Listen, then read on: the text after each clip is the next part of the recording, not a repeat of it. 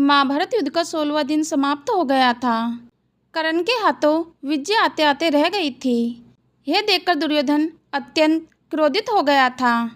क्रोध में आकर दुर्योधन ने कर्ण से कहा, मैं इस कुरुक्षेत्र में यह युद्ध जीतने आया हूँ मित्र, और जब वह जीत तुम्हारे हाथों में थी तो तुमने वह जीत अपने हाथों से क्यों जाने दी। मैं धर्म क्षेत्र कुरुक्षेत्र कुछ नहीं जानता। मैं सिर्फ इतना जानता हूँ कि मुझे यह युद्ध जीतना है। ये सुनकर कर्ण बोला, मित्र, मेरा बाण जब अर्जुन की छाती को चीरता उससे पहले संध्या हो गई, इसलिए मैंने वह बाण नहीं चलाया जो अर्जुन को परलोक पहुंचा सकता था। परंतु हे मित्र, तुम आराम से सो जाओ, युद्ध खत्म नहीं हुआ है। यह राधे कल फिर युद्ध करेगा और कल का युद्ध इतिहास सदैव याद रखेगा। इतना कहकर कर्ण अपने शिविर में चले जाते हैं। रात्रि हो गई थी, किंतु कर्ण स्वप्न में उस ब्राह्मण द्वारा दिए गए श्राप को याद कर रहा था। कैसे अनजाने में उससे एक ब्राह्मण की गाय का बछड़ा मर गया था, जिस पर क्रोधित होकर वह ब्राह्मण कर्ण से कहता है, हे योद्धा, तुम तो दानवीर हो, क्या तुम मेरी गाय को उसका यह मृत बछड़ा लौटा सकते हो। मेरी गाय अपने बछड़े के लिए बिलक रही है, क्या उसके आंसू और उसके थनों का दूध तुम्हें श्राप देने के लिए प्राप्त नहीं है। हे योद्धा, मैं तुम्हें श्राप देता हूँ। जिस रथ पर चढ़कर तुम इस बछड़े और इस ब्राह्मण से ऊंचे हो गए हो, वही रथ एक दिन तुम्हें त्याग देगा। जब तुम अपने जीवन का सबसे महत्वपूर्ण युद्ध लड़ रहे होंगे, तब भूमि तुम्हारे रथ के पहिए को निगल जाएगी। स्वप्न में कर्ण उस ब्राह्मण से श्राप न देने की प्रार्थना कर रहा था कि तभी शिविर में एक सैनिक आया और बोला, प्रधान सेनापति की जय हो। महारानी गंधारी ने संदेश भेजा है कि आप रणभूमि में जाने से पहले उनकी सेवा में उपस्थित हों। अंगराज कर्ण जब महारानी गंधारी के शिविर में पहुँचे तो गंधारी एक कोने में चुपचाप खड़ी कर्ण की प्रतीक्षा कर रही थी। कर्ण ने कहा, प्रणाम महारानी। गंधारी ने कहा, मैं केवल महारानी नहीं हूँ पुत्र, मैं तुम्हारे सबसे प्रिय मित्र दुर्योधन की माता भी हूँ। इस नाते मैं तुम्हारी भी माता हुई, इसलिए यदि संभव हो तो कुछ पल के लिए यह भूल जाओ कि मैं महारानी हूँ। राधे, तुम दुर्योधन के मित्र हो, इस नाते मैं तुम्हें पुत्र कहने का अधिकार रखती हूँ या नहीं। कर्ण ने कहा, आप महारानी होने के साथ साथ हस्तिनापुर की राजमाता भी हैं, जिस नाते आप पूरे राज्य की माता हैं। यदि मैं दुर्योधन का मित्र ना भी होता तब भी आपको मुझे पुत्र कहने का अधिकार होता। गंधारी ने कर्ण को आशीर्वाद देते हुए कहा, आयुष्मान भव पुत्र। इस पर कर्ण ने कहा, महारानी, इस आशीर्वाद का इस रणभूमि में कोई अर्थ नहीं रह गया है। दुशासन को भी यही आशीर्वाद आपने दिया होगा ना। गंधारी दुशासन को याद करके रो पड़ी और बोली, हे पुत्र, मेरा दुर्योधन अब रणभूमि में बिल्कुल अकेला हो गया है। वह बहुत क्रोधी और जिद्दी है। यदि क्रोध में वह तुमसे कोई कड़वी बात भी बोल दे तो उसकी बात का बुरा मत मानना पुत्र, और उसका साथ मत छोड़ना। कर्ण ने कहा, हे माता, यह कहकर आपने राधे को छोटा कर दिया है। माता धूप सूर्य को त्याग सकती है, हिम हिमालय को त्याग सकता है, छाया वृक्ष को छोड़ सकती है, जलाशय जल को छोड़ सकते हैं, किंतु यह राधे दुर्योधन को नहीं छोड़ सकता। मेरे जीवित रहते दुर्योधन की वीरगति को प्राप्त होने के मैंने सारे मार्ग अपनी निष्ठा से बंद कर दिए हैं। हे माता, मेरे वीरगति को प्राप्त होने के बाद क्या होगा ये मैं नहीं कह सकता। गंधारी ने घबराते हुए कहा, पुत्र, तुम अपने वीरगति को प्राप्त होने की बात क्यों कर रहे हो। कर्ण ने कहा, वह इसलिए माता कि आज अर्जुन से मेरा अंतिम युद्ध होने वाला है। आज या तो अर्जुन जीवित रहेगा या यह सूतपुत्र कर्ण। हे माता, आप हम दोनों में से किसे आज का सूर्य देखने का आशीर्वाद देंगी। गंधारी कर्ण के इस प्रश्न पर मौन हो गई। कुछ देर बाद बोली, मेरे पास इस प्रश्न का उत्तर नहीं है। मैं दुर्योधन और अर्जुन दोनों को जीवित देखना चाहती हूँ। कर्ण ने कहा, यह तो संभव नहीं माता, लेकिन मेरा यह प्रश्न नहीं था। मैंने तो यह पूछा था कि आप मुझ में और अर्जुन में से किसे जीवित देखना चाहती हैं। खैर, मुझे अनुमति दीजिए माते, इस प्रश्न को उत्तर मत दीजिए। इतना कहकर कर्ण रणभूमि की ओर चला जाता है। गांधारी का कर्ण को दिया गया यह उत्तर हमें एक बहुत बड़ी सीख देता है कि अपना अपना होता है, चाहे वह कितना भी पापी क्यों ना हो।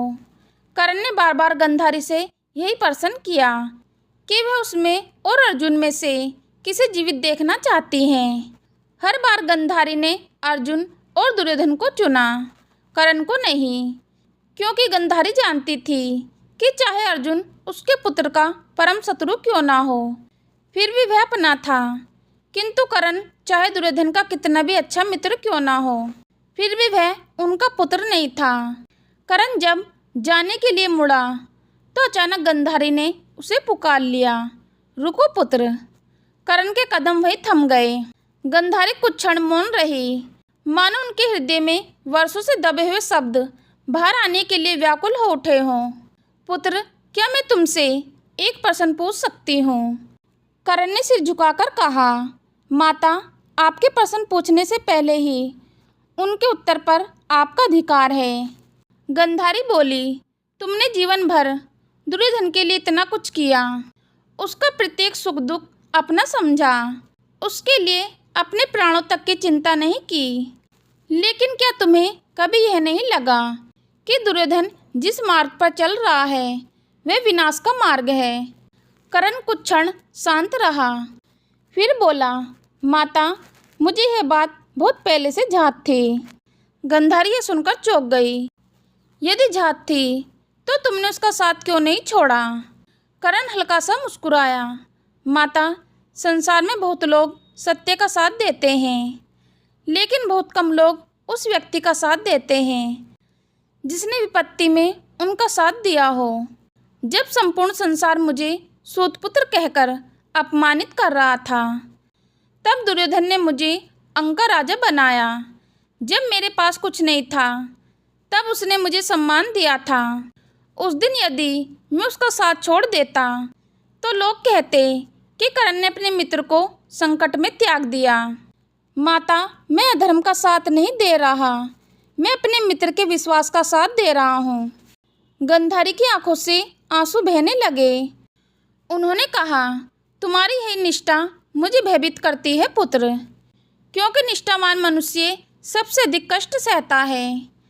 कर्ण ने कहा, माता, कष्ट तो मेरे जीवन के साथ ही मेरा भाग्य बन गया था। जब जन्म लिया तब माता ने त्याग दिया, जब बड़ा हुआ तो समाज ने त्याग दिया, जब शिक्षा प्राप्त करनी चाहिए तो कुल ने त्याग दिया, जब सम्मान मांगा तो लोगों ने अपमान दिया। अब यदि मृत्यु भी मेरा साथ चाहती है तो मैं उसका भी स्वागत करूँगा। गांधारी का हृदय कांप उठा। उन्होंने कहा, पुत्र, आज न जाने क्यों मेरा मन अत्यंत अशुभ संकेत दे रहा है। ऐसा लगता है मानो आज मैं किसी ऐसे व्यक्ति से बात कर रही हूँ जिससे फिर कभी बात नहीं कर पाऊँगी। कर्ण ने आकाश की ओर देखा, फिर बोला, माता, जो योद्धा रणभूमि में उतरता है उसे हर दिन यही मानकर चलना चाहिए कि यह उसका अंतिम दिन हो सकता है। और यदि सच कहूँ तो आज मेरा मन भी यही कह रहा है कि नियति मेरे लिए कुछ और ही लिख चुकी है। गांधारी ने कांपते स्वर में कहा, तो क्या तुम अपनी मृत्यु देख पा रहे हो पुत्र? कर्ण ने उत्तर दिया, नहीं माता, लेकिन मैं अपने चारों ओर नियति के जाल को अवश्य देख पा रहा हूँ। परशुराम का श्राप, उस ब्राह्मण का श्राप, धरती माँ का श्राप और अब समय का निर्णय, इन सभी के बीच खड़ा कर्ण केवल अपने कर्तव्यों को निभा सकता है। गांधारी ने कहा, यदि तुम्हें यह सब है तो क्या तुम्हें भय नहीं लगता? कर्ण मुस्कुराया, भय उसे लगता है माता जिसके पास खोने के लिए कुछ हो। मेरे पास अब क्या है? मेरा कवच कुंडल जा चुका है, मेरा सम्मान युद्ध की अग्नि में जल चुका है, मेरे प्रियजन मुझसे दूर हैं और मेरा जीवन पहले ही दुर्योधन को समर्पित हो चुका है। अब यदि कुछ शेष है तो केवल एक योद्धा का वचन। गांधारी ने आगे बढ़कर कर्ण के सिर पर हाथ रखा। पुत्र, यदि संसार में दान, त्याग और मित्रता की कोई प्रतिमा बनाई जाएगी तो उसमें तुम्हारा ही स्वरूप दिखाई देगा। कर्ण की आंखें पहली बार नम हो गई। उसने कहा, माता, मेरे जीवन में यह पहला अवसर है जब किसी ने मुझे इस प्रकार पुत्र कहकर आशीर्वाद दिया है। काश यह युद्ध ना होता, काश हम सब एक परिवार की तरह रहते, काश ये कुरुक्षेत्र कभी बना ही ना होता। गंधारी फुट फुट कर रो पड़ी। काश पुत्र, काश। कुछ देर तक दोनों मौन खड़े रहे। फिर करण ने धीरे से गंधारी के चरण स्पर्श किए। माता, अब मुझे अनुमति दीजिए। मेरा मित्र मेरी प्रतीक्षा कर रहा होगा। गंधारी ने कांपते हुए हाथों से उसे आशीर्वाद दिया। विजय भव पुत्र। करण कुछ क्षण मुस्कुराया, फिर बोला, माता, आज ये आशीर्वाद मुझे मत दीजिए, क्योंकि आज विजय और प्रज्ञा का निर्णय मनुष्य नहीं, नियति करने वाली है। इतना कहकर करण शिविर से बाहर निकल गया। गंधारी देर तक उसी दिशा में देखती रही जहाँ करण गया था। उसके हृदय में एक अजीब सी पीड़ा उठ रही थी। उन्हें ऐसा लग रहा था मानो आज उन्होंने केवल दुर्योधन के मित्र को नहीं, बल्कि अपने एक ऐसे पुत्र को विदा किया है जो कभी उनका पुत्र कहलाने का अधिकार नहीं पा सका। और अगले ही दिन कुरुक्षेत्र की धूल में वह सूर्यास्त हो गया, जिसका नाम था अंगराज करण। पुत्र करण, एक बार फिर मेरे पास आओ। करण तुरंत लौटकर आया और बोला, आज्ञा दीजिए माता। गंधारी ने कहा, मैं तुमसे एक अंतिम प्रश्न पूछना चाहती हूँ।